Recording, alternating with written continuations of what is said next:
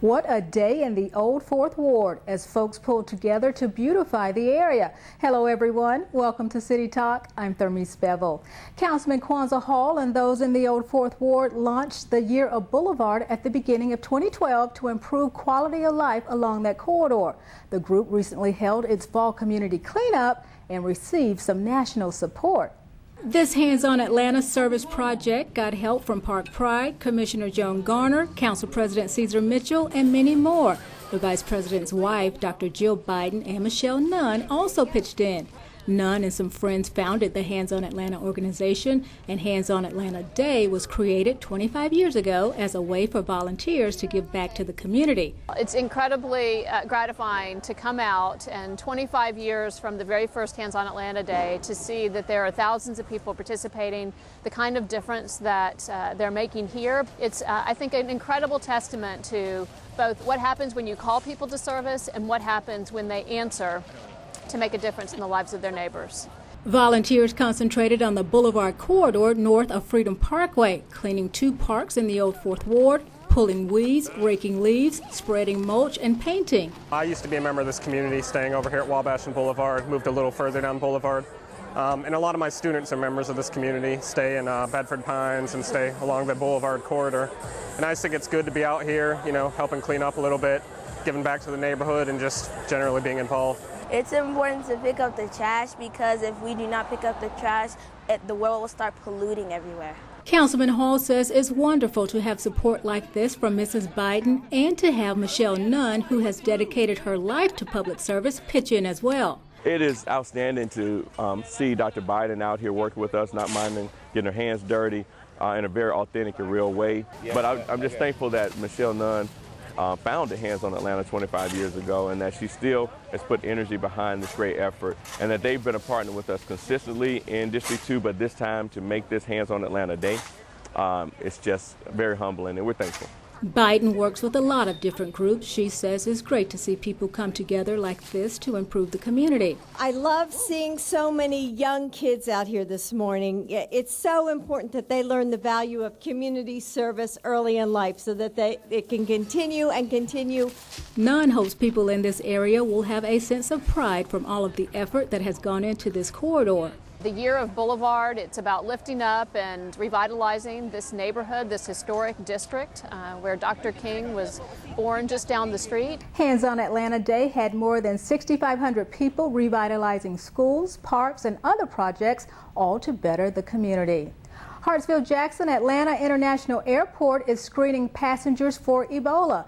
Airport leaders are working with the Centers for Disease Control and U.S. Customs to screen passengers coming from West Africa. President Obama made a stop in Atlanta in September to announce new measures to combat the spread of the deadly virus. Airport General Manager Miguel Southwell recently briefed City Council on the issue. For the Ebola virus, there's a 2-pronged criteria that is followed. First, the patient must exhibit signs, which many of them emulate that of a common flu. Passengers who show signs of being infected are asked if they have been to West Africa or been around anyone who may be infected with Ebola. And that patient is taken to one of several hospitals with which Center for Disease Control has an agreement to treat those patients. Governor Nathan Deal formed an Ebola response team should the state experience an outbreak. Atlanta's own Chief Operating Officer Michael Geisler is part of that 13-member team, along with Airport GM Miguel Southwell. The U.S. Army Corps of Engineers expects to break ground on the Savannah Port Deepening Project by the end of the year. Mayor Kasim Reed attended the signing of the project partnership agreement along with Governor Deal and Senators Johnny Isakson and Saxby Chambliss. The agreement allows the Corps to accept bids for the project, which was first approved by Congress in the 1990s. Deal says despite the numerous setbacks and hurdles, the project will make Georgia a leader on the East Coast. Because the deepening of the Port of Savannah is going to continue to be one of those things that attracts business to our state, provides jobs for our citizens, and gives us the capacity to continue to grow. Since taking office, Mayor Reed has worked hand in hand with the governor to secure federal funding for the $706 million project. But one of the things that I've learned in politics is that when you extend your hand to somebody, there's got to be somebody who's willing to extend their hand back. We now have a port that is going to compete in the near future to challenge New York as the leading port in the United States of America. The Port of Savannah is currently the 4th busiest port in the U.S., which supports more than 100,000 jobs in Metro Atlanta. Councilwoman Natalie Archibong joined Atlanta Habitat for Humanity for a ribbon-cutting ceremony at its new headquarters on Memorial Drive. The new location and its Family Support Center will help Atlanta Habitat enhance and expand its services by offering a premier educational facility, a freestanding restore, a loading dock that will support 13 construction trailers, and technology and resources to better serve Habitat homeowners. With the size of this facility, they'll be able to have more families come in for training, but they also have more warehouse facilities, and they'll have more space for actually doing the building of the homes, which is going to result in savings for this organization, for the families. Atlanta Habitat is dedicated to home ownership for working families. The nonprofit organization has built nearly 1,300 houses in the metropolitan area. With 3 simple numbers, customer service in the city of Atlanta just got a whole lot better. Atlanta 311 is a new system that streamlines the way city government delivers services, and it's all just a call or a click away. 1, 2, 3. 1, 1. Big smiles and cheers in celebrating the launch of the city's first non-emergency customer service center. ATL 311 is the city's first non-emergency customer service center, and I think it's going to be a game changer for customer service. My job as mayor is to make sure that every person who lives, works, or travels here has the absolute best customer service experience. ATL 311 is a free service to all citizens of Atlanta. This new customer service center allows you to access all departments of city government. For example, the city provides water services and sewer services, transportation services. It could be something as simple as I need to know how to get to the courthouse, how do I pay my ticket, location, hours of City Hall, those kinds of questions. Nice to meet you. See you. After receiving a tour of the 311 Customer Service Center, the mayor got some hands-on training. Thank you for calling the City of Atlanta 311 Customer Service Center. My name is Kasim Reed. How may I assist you? Hello? Yes, ma'am. Yes, ma'am, I am. Good morning. One source for city services. That is the motto for ATL 311. We consolidated around 300 numbers into one number. So it's been a huge consolidation effort for people, process, and technology. So try to make the city more efficient, more accountable, more responsive to the constituents. When you're in the city, simply dial 311, or if you're outside the city, dial 404-456-0311. And of course, you can log on anytime, atl311.com. Aaron's donated furniture to help local homeless female veterans. President Mitchell was with movers as they made their rounds. Aaron's partnered with WestCare for this community outreach project in Mechanicsville. And here today, we're here celebrating the Vets Care program, which is a program designed for veteran women. It will provide housing for them, helping them to get stable. Because we are literally providing the furnishings that women need who will be living here, and certainly providing them with what I think will be hope and dignity as they kind of jumpstart their lives after having come back from serving our country. When President Mitchell reached out to Atlanta-based Aaron's, the company responded. Aaron's has long been a proud partner in the community, and this is just another example of where we are so happy to give. It's a small donation in comparison to the service that these women have provided. I think it's a great day for Aaron Rents to be able to donate this furniture to people that have served us. It's about time we serve them. Aaron's associates have donated thousands of hours to community service projects in more than 1,600 cities and $6.7 million in goods and services. President Mitchell joined the Society for Marketing Professional Services for its monthly luncheon. They focus on everything from education programs to networking to business intelligence to research. The group discussed the state of the city and talked about projects in progress and what the future holds for Atlanta's growth. This really gives me and other people an opportunity to talk about what's happening great in the city, what some of our challenges, quite frankly, are, and certainly tell it to a group of people who by their profession can help us continue to strengthen our city through what they do in terms of marketing. I'm excited to hear what's going on with the city of Atlanta. I have a few projects that I'm working with different communities within the city, so this is going to give me an opportunity to see how I may be able to integrate some of the things that are being said regarding the city, can integrate into the projects. The panelists agreed that Atlanta continues to see improvements in the local economy and notable projects continue to abound. But the Beltline project, in my estimation, was the most important project that we had and we have in the city. The streetcar is important as well, and part of its importance is because it is now connecting with the Beltline. The group said there seems to be a renewed vibrance in the city of Atlanta. Southside residents had a play date in the park. Councilwoman Joyce Shepherd joined constituents in Empire Park for Family Day. Shepherd hosts this event every year to encourage families to use this public facility. The afternoon was filled with food, fun, and entertainment. We've been doing this for about 4 or 5 years now, and this is a day that we just celebrate the community on the south side of Atlanta. The park is really not used a lot, so one of the reasons we've been having this event for the last several years is to really let the people know in the community that this is a great park.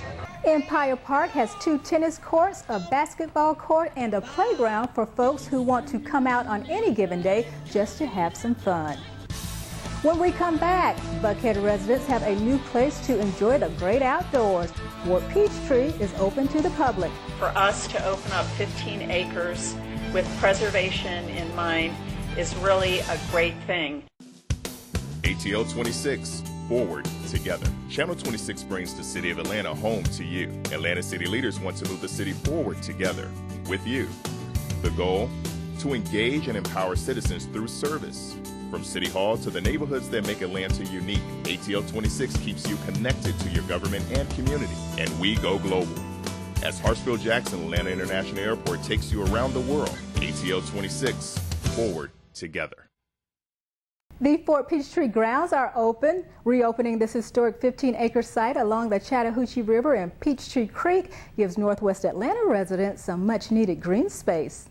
Councilwoman Yolanda Adrian was mistress of ceremonies at the reopening of Fort Peachtree.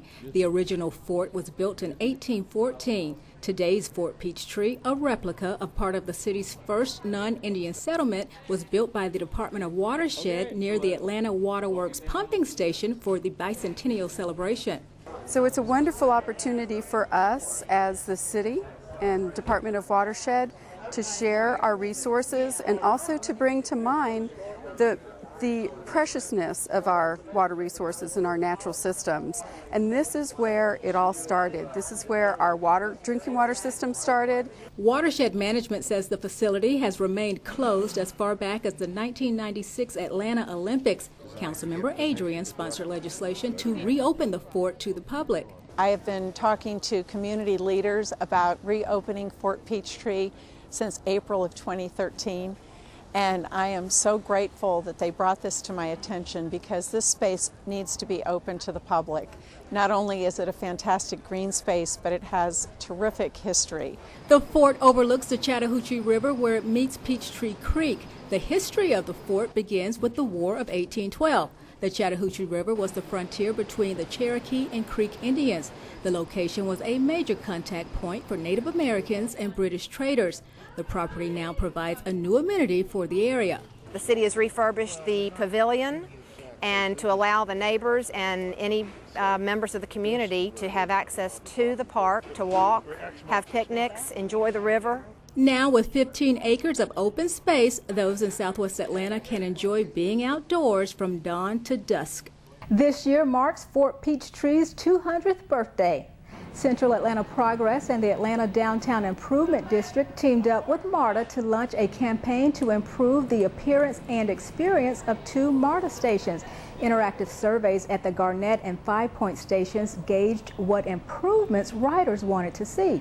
What do you think would be really cool in terms of what would make the stations better, because that's what we're ultimately trying to do, is make the stations a better place. Light art, definitely. Yeah? Here, you want to put a sticker on that?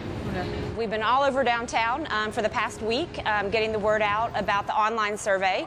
I think a lot of people actually are very happy with MARTA and said that particularly 5 points works well. It's just the little things, and that's what we've tried to focus on, enhancements as we call them. So things like the ability to add retail. You can pick up a newspaper or get a bite to eat. Teams also collected feedback from students at Georgia State University. Atlanta Fire Rescue spent Fire Prevention Week traveling to area schools to teach elementary students about fire safety. Stop, drop on the ground and roll back and forward. Cover your face. Back and that is good. That's how you do it. Retired Atlanta firefighter Arthur Rayner stopped by Continental Colony and Heritage Elementary Schools with his show.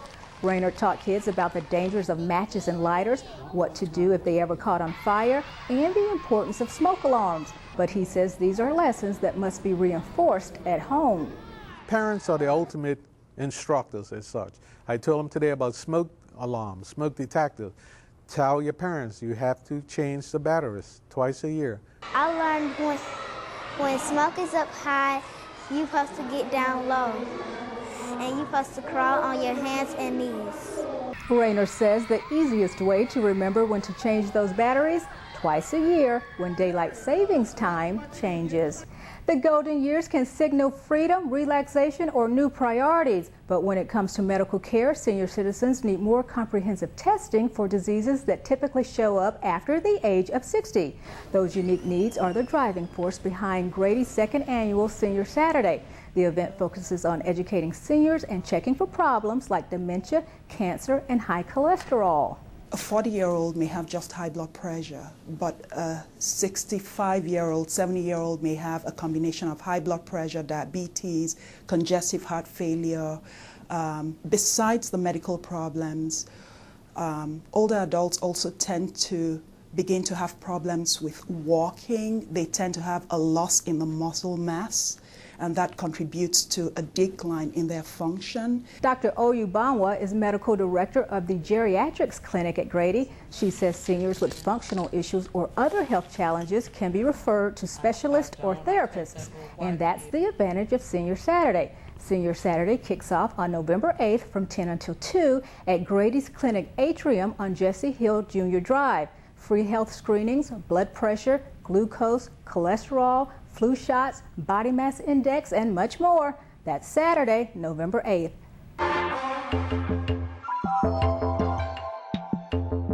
The streets of Atlanta came alive with public art of all kinds.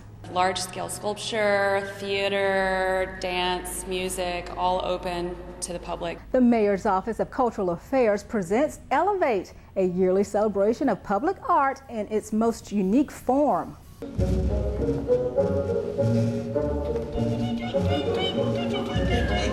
Makeshift Circus Collective was one of the many featured performers who converged on downtown streets. The theme is Social City.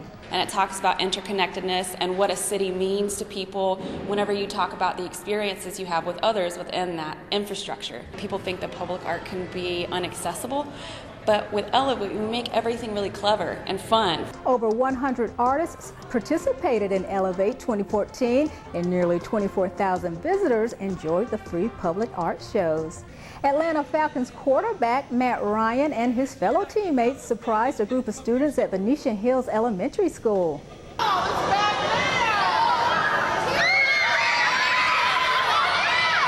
They were there for Hometown Huddle, a physical fitness community initiative with the sole purpose to get kids moving. Even Falcons owner Arthur Blank got in on the fun. It's great to be here today and see all of our players out today in the community and making a difference in other people's lives. The full roster of the Atlanta Falcons team fanned out across the city, volunteering at community organizations and working out with young fans.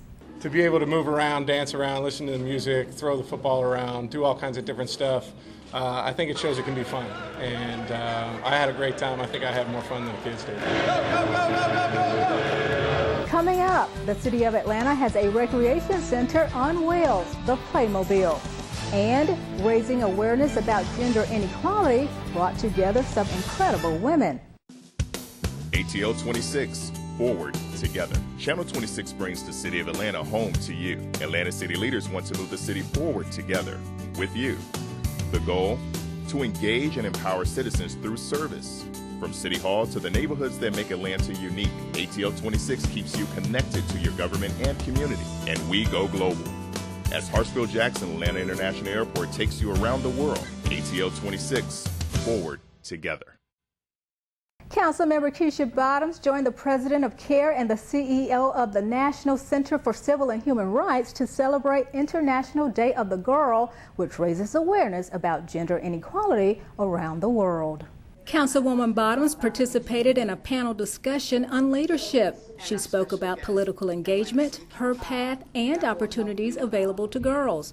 And there are just some amazing women here who were encouraged to bring a young girl in their lives to hear just from an amazing group of women about their experiences as it relates to education and empowerment and political leadership. Bottom says having these young women in the company of great female leaders is motivating. There are at least a couple of hundred girls here today, and it's just very timely as we are celebrating the youngest Nobel Peace Prize winner. You have a 17-year-old girl who really has changed the world by taking a stand for education. Margaret Langford learned quite a few things from this summit. She was also on the panel. We were talking about leadership in girls and specifically finding inspiration in yourself. That's the theme of today. And I loved hearing, especially the older girls who are in college, and seeing their more business, professional attitude toward leadership. I'm still just a leader at school. But looking forward into college, that was super inspiring to me today. And they're talking about doing what makes you come alive. Margaret believes courage and accomplishments of girls come from your surroundings. And to be a leader, you must first have your own leader to learn from, whether that is a higher power or a person in your life. The women also talked about what to do when things aren't going so well. Also, what we do when we face setbacks and challenges, whether that's meditation or art. A lot of us are writers. I realized, and drawing or painting or something, and getting away from the busyness of everyone around us and the expectations on girls today. Big wind blows if you love chocolate chip cookies. And so to have these girls from our community here today is very important because it's an opportunity for us to dialogue, for us to share with them, but also for them to tell us what it is that they need from us to help them become leaders. Margaret Langford left the summit very enthusiastic about the future. 3, 2, 1. The Department of Parks and Recreation, in partnership with Coca-Cola, unveiled a new amenity, the ATL Parks and Rec Playmobile. The ATL Playmobile is one of Parks' innovative ways of going out into communities to serve kids. Really think recreation center on wheels. Within this vehicle, we have everything from hula hoops, scooters, big, large games, books, obstacle courses. Our goal is just to get into communities and activate neighborhood parks. This recreation center on wheels sets up shop in different parks across the city. For more information about the Playmobile, log on to atlantanga.gov/iparks. Midtown Atlanta at Tech Square was ground zero for self-proclaimed foodies. Ceviche, you need to come try it. It's the best in the entire festival. The 13th annual Taste of Atlanta featured over 90 of the city's most delicious restaurants. I'm not sure what the restaurant was, but chicken and waffle on the stick, it was the perfect chicken and waffle. Atlanta is an international city, and we're not just about shrimp and grits and fried chicken, although we have the best of those. But I will tell you, we will have the best food, the best beverages, the best of everything is right here in Atlanta, Georgia. A portion of the proceeds from Taste of Atlanta supports several nonprofit organizations in Georgia, including Organics and Atlanta's Table. Hundreds of kites took to the sky for the Atlanta World Kite Festival and Expo. Kite enthusiasts were in Piedmont Park showing off their unique kites. There were costume contests, a kids' fun zone, decorating, arts and crafts, and music. The Atlanta Kite Festival is really about bringing the city of Atlanta together to celebrate and do something fun. I mean, when you look at Boston and international cities around the world, kites are a huge way for people to celebrate community and coming together. We want to bring that to Atlanta. The first year, we didn't start off with a huge crowd, but we saw great growth the second year, and we're looking forward to even more growth this year. So we're hoping to hopefully get to about 300 to 400 people today. We're out here enjoying this beautiful weather and flying a kite that we purchased here and just hanging out with family and friends. The festival combines family time, outdoor activities, and celebrating community diversity. This is the third year the expo has been in Piedmont Park. Ancient beliefs about Halloween claim this was a time of year when the worlds of the living and dead merged. Well, the spirits were out at Oakland Cemetery to tell their tales. In the spirit of Oakland, the residents of the Victorian-era cemetery told stories to fascinated visitors. Oakland holds tours like this throughout the year, but not with some of the same unsettling spook of Halloween as backdrop. My sweet darling Harriet, she just hated all that talk about war. Of course, if you'd been thinking about your sweet wife Harriet instead of that widow lady, you wouldn't have gotten here so quick. Yeah. Here's what's so fun about it is it allows you to be outside in beautiful weather and you get to see the leaves changing, right? But then you also get the opportunity to learn about some famous Atlantans that made the city what it is today. According to many believers, Oakland is the home to a few real-life ghosts, the most famous being the one that haunts the Confederate Memorial Lion. Some witnesses claim to have seen a Union soldier being hanged from a tree. Thank you for watching City Talk. I'm Thermise Bevel.